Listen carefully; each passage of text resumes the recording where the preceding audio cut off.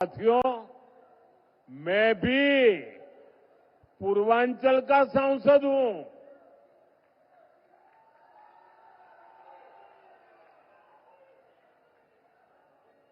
बनारसी बोलत बोलत अब हमरा के भोजपुर में कोनो दिक्कत ना होला। काफी कुछ अब समझ में आई गई बा।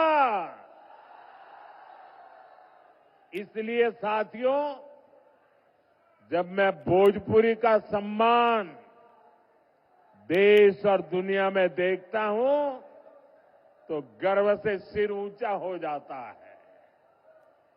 अभी कुछ महीने पहले ही मैं त्रिनिदाद और टोबैगो गया था।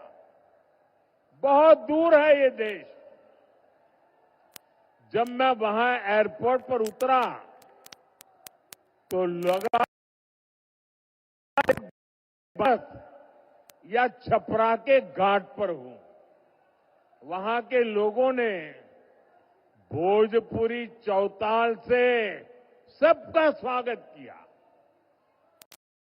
और भोजपुरी से जुड़ा होने का गौरव अद्भुत होता है। लेकिन साथियों, मैं आपको ये भी याद दिलाना चाहता हूं कि लालटेन वाले हो, पंजे वाले हो या उनके इंडी गठबंधन के साथी, ये लोग कैसे बिहार और बिहारियों का अपमान करते हैं। कांग्रेस के पंजाब के एक मुख्यमंत्री थे।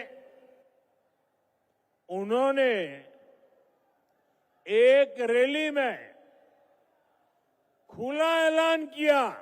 ये जरा सुनिए, ये पंजाब के कांग्रेस के मुख्यमंत्री ने मुख्यमंत्री पद पर रहते हुए ऐसा खुला ऐलान किया कि बिहार के लोगों को वो अपने राज्य पंजाब में घुसने नहीं देंगे। कांग्रेस के मुख्यमंत्री ने पंजाब में भाषण किया और उस समय मंच पर उन्होंने तो भाषण किया, उस समय मंच पर गांधी परिवार की एक बेटी जो आजकल पार्लियामेंट में बैठती है, वो जब एक बोल रहे थे कि पंजाब के लोगों, बिहार के लोगों को पंजाब के मुख्यमंत्री पंजाब में घुसने नहीं देंगे, और ये कांग्रेस के इतने बड़े परिवार की बेटी खुश होकर के तालियां बजा रही थी। उधर तेलंगाना और कर्नाटक में कांग्रेस के नेता बिहारियों को गालियां देते रहते हैं। तमिलनाडु में डीएमके के लोग बिहार के मेहनतकश लोगों को प्रताड़ित करते हैं और बिहार में आरजेडी क्या करती है? इतना सारा हो रहा है, आरजेडी को सांप सूंघ जाता है। और इस बार तो इस चुनाव में इन लोगों ने सारी हदें पार कर दी है। जिन लोगों ने अपने राज्यों में बिहारियों को गालियां दी, उन लोगों को कांग्रेस ने बिहार में चुनाव प्रचार में बुला लिया। साथियों, ये सब अचानक ऐसे ही नहीं हुआ है। ये बिहार के चुनाव में कांग्रेस की सोची समझी साजिश के तहत हुआ है। कांग्रेस चाहती है कि आरजेडी का ज्यादा से ज्यादा नुकसान हो और इसलिए कांग्रेस बिहार विरोधियों को बिहार चुनाव प्रचार में ला रही है। एक उदाहरण है कि आरजेडी कांग्रेस की लड़ाई कितनी बड़ी होती जा रही है। साथियों, हमारी संस्कृति, हमारी आस्था, हमारी धरोहर यही बिहार की आत्मा है। भाई, इन बच्चों से जो फोटो लाए ले लीजिए। ये कब से हाथ ऊपर करके थक जाएंगे, जरा ले लीजिए। एनडीए सरकार विकास भी विरासत भी इस मंत्र पर काम कर रही है। जरा एसपीजी के लोग ये कलेक्ट कर ले भाई। हम धरोहर को रोजगार से जोड़ रहे हैं। आप काशी विश्वनाथ धाम या अयोध्या धाम जाइए, वहां हुए विकास के बाद श्रद्धालुओं की संख्या लगातार बढ़ रही है। इससे रिक्शा वाले, टैक्सी वाले, नाव वाले, होटल वाले, खिलौने बेचने वाले, साड़ी बेचने वाले, कपड़े बेचने वाले, सबकी कमाई बढ़ी है। अब यही काम हमारी सरकार यहां छपरा और आसपास के इलाकों में दोहरा रही है। भाजपा एनडीए सरकार यहां हरिहर नाथ कॉरिडोर बना रही है, गंगा घाटों का सुंदरीकरण कर रही है। आने वाले सालों में यहां श्रद्धालुओं के लिए अद्भुत सुविधाएं होगी और साथ ही पर्यटन आधारित रोजगार के नए अवसर भी बनेंगे। साथियों, हमारी सरकार बिहार की धरोहर को कैसे रोजगार से जोड़ रही है, इसका एक उदाहरण गंगा विलास क्रूज है।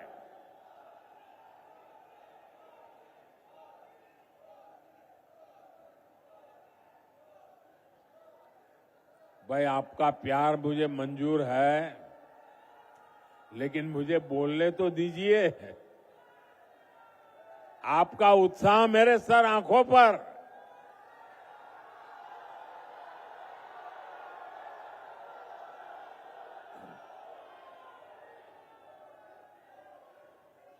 लेकिन मेरी बात आपको घर घर पहुंचानी है और इसलिए आप जितना ध्यान से सुनेंगे, आप जब बूथ में जाएंगे लोगों को बता पाएंगे।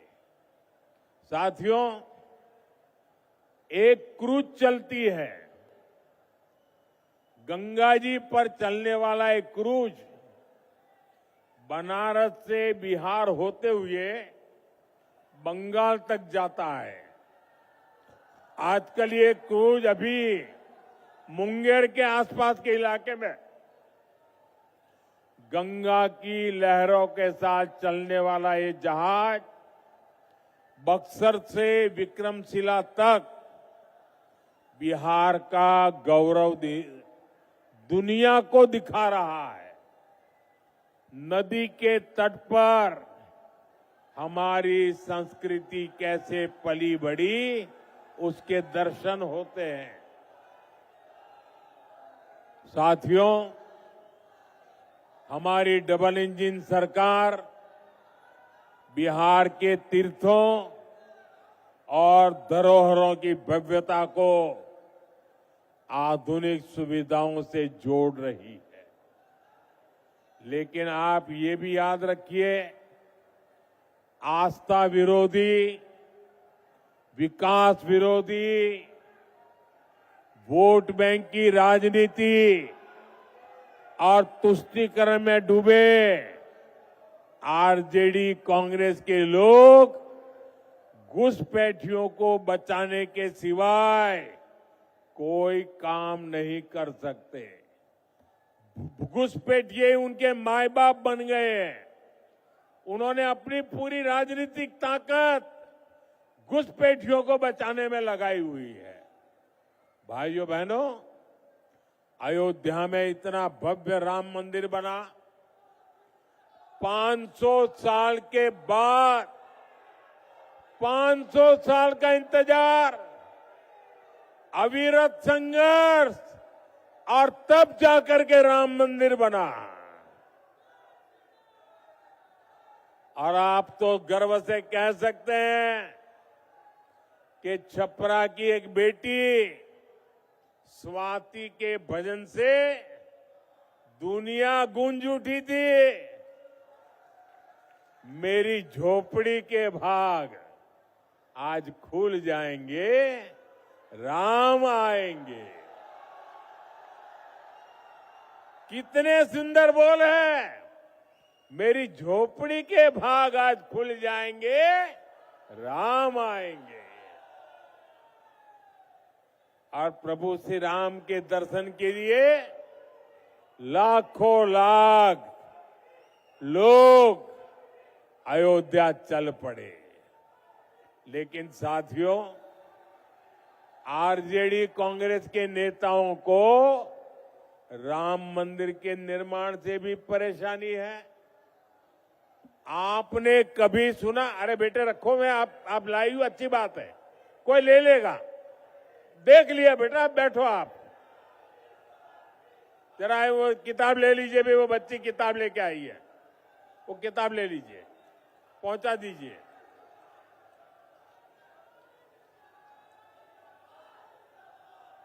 थैंक यू बेटा, थैंक यू।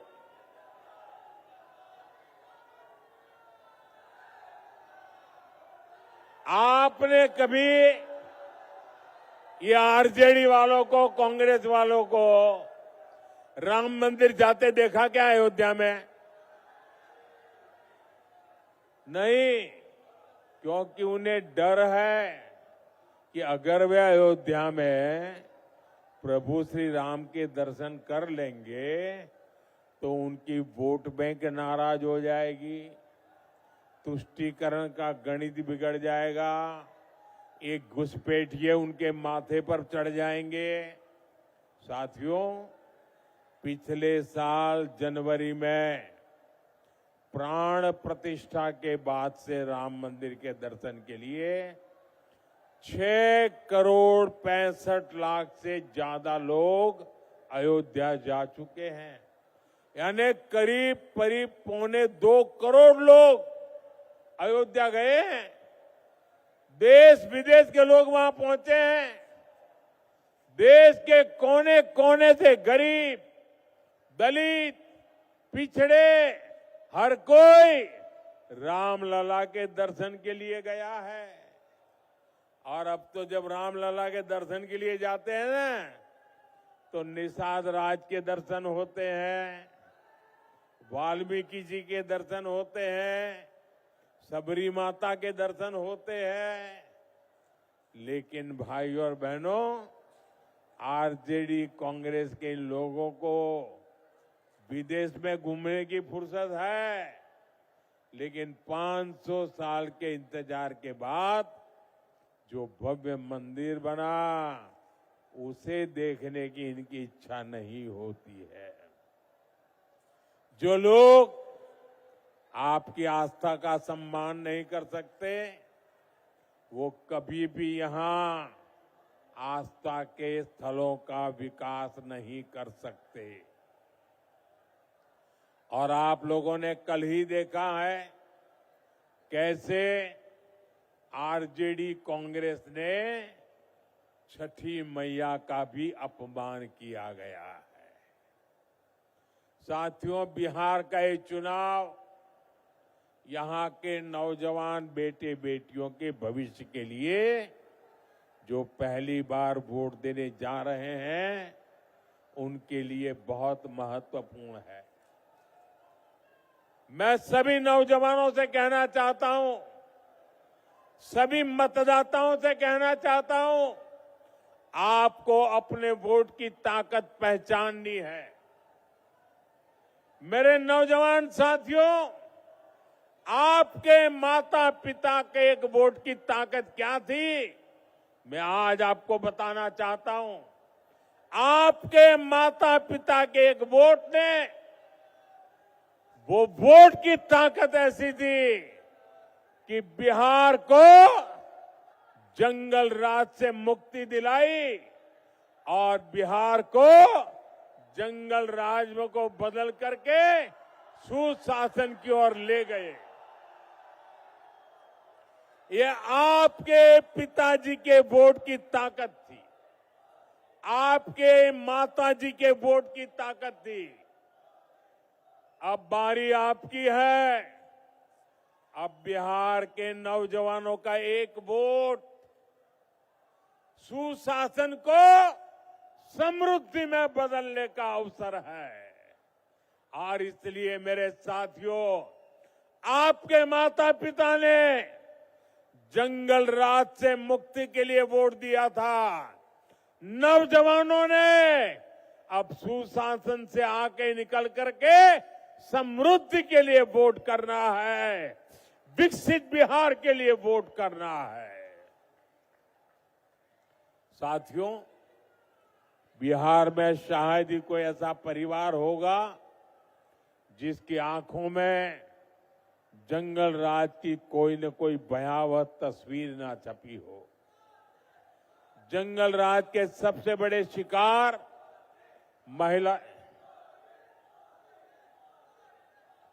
जंगल राज के सबसे बड़े शिकार महिलाएं रही है, बच्चे रहे हैं। आजकल के युवा जब दलित आईएएस अफसर की पत्नी के साथ जो हुआ था, वो जानेंगे तो शहर उठेंगे। मैं बिहार की बात कर रहा हूं, जंगल राज के समय की बात कर रहा हूं, आईएएस अफसर की बात। और ये 1998 की बात है। उस दलित आईएएस अधिकारी की पत्नी ने राज्यपाल को, गवर्नर को चिट्ठी लिखकर खुलासा किया था कि आरजेडी के गुंडों ने कई दिनों तक उनसे बलात्कार किया था। आरजेडी गुंडों ने परिवार के अन्य महिलाओं को भी नहीं बख्शा था, उन्हें भी प्रताड़ित किया था। साथियों, आरजेडी की सरकार में मुख्यमंत्री कार्यालय भी माफियाओं का कार्यालय बन गया था। सरकार चलाने वाले तक जंगल राज में सुरक्षित नहीं थे। जो खेतों में काम करने वाली माताएं बहनें थी, स्कूल कॉलेज जाने वाली बेटियां थी, उनके साथ हुए बलात्कार के अधिकांश मामले तो आरजेडी की सरकार ने दर्ज तक नहीं होने दिए। गरीबों, दलितों, महादलितों, अति पिछड़ों के लिए तो न्याय के दरवाजे, हर दरवाजे बंद थे। आजकल बिहार में आरजेडी के समर्थक जिस तरह अपने गानों में धमकियां दे रहे हैं, उनमें भी आपको जंगल राज की झलक मिलेगी। साथियों, ये आरजेडी, कांग्रेस, लेफ्ट वाले आजकल उद्योग और फैक्ट्री को लेकर झूठ पर झूठ बोल रहे हैं, लेकिन इनकी सच्चाई भी आज के युवाओं को जानना जरूरी है। साथियों, एक समय था जब मढ़ौरा बिहार का फलता फूलता औद्योगिक केंद्र था। एक गुलामी के कालखंड से ही औद्योगिक सेंटर था और यहां बनता लेमन जूस, ये नई पीढ़ी को पता नहीं होगा। लेमन जूस पुराने सबको याद होगा, मुझे याद है, मैं जब बच्चा था हमारे गांव की स्कूल में खेलने जाते थे ना, तो हमारे टीचर ये लेमन जूस की एक गोली देते थे। वो लेने के लिए हम इंतजार करते थे, हमें गोली मिलेगी। वो यहां बनती थी। ये बिहार ही नहीं, देश भर के बच्चों की पसंदीदा टॉफी होती थी। मढौरा की लेमन जूस, यहां की चॉकलेट देश भर में सप्लाई होती थी। लेकिन फिर जंगल राज आ गया, रंगदारी, फिरौती, प्रोटेक्शन मनी, आरजेडी के ऐसे भली भांति के गुंडा टैक्स लगते गए। लाल झंडा गैंग ने काम बंद करवा दिया और अंग्रेजों के जमाने में बनी लेमन जूस बनाने वाली मॉर्टन फैक्ट्री बंद हो गई। ये सिर्फ एक फैक्ट्री का उदाहरण नहीं है, ऐसी कई मिलें और फैक्ट्रियां जंगल राज ने बंद कर दी और देखते ही देखते यहां काम कर रहे हजारों लोग बेरोजगार हो गए। उनको पलायन होने के लिए मजबूर होना पड़ा। आपको भूलना नहीं है, आज भी जब उद्योगों से जुड़े लोग, निवेश करने वाले लोग आरजेडी और लाल झंडा जैसे जब सुनते हैं ना, तो आने से 50 बार सोचते हैं, दूसरे राज्य में चले जाते हैं। साथियों, एनडीए सरकार मढौरा के उस गौरव को फिर से लौटाने में जुटी है। मढौरा की रेल फैक्ट्री इसका उदाहरण है। एनडीए की डबल इंजन सरकार के कारण आज मढौरा में बने इंजन विदेशों में निर्यात हो रहे हैं। अफ्रीका के देशों की ट्रेनें हमारे मढौरा में बना इंजन चला रहा है। बिहार में बना इंजन आज दुनिया में काम आ रहा है। मैं आपको विश्वास दिलाता हूं, हमारा मढौरा, हमारा सारण, हमारा बिहार फिर से मेड इन इंडिया की शान बनने वाला है।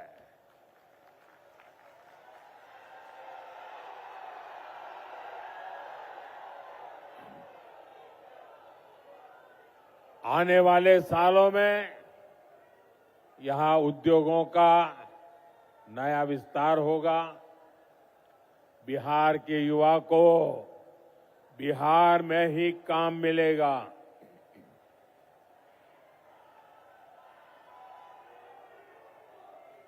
लेकिन साथियों, आपको ध्यान रखना है, जंगल राज वाले शिकारी, जंगल राज वाले शिकारी आपको लगातार भ्रमित कर रहे हैं, लालच दे रहे हैं।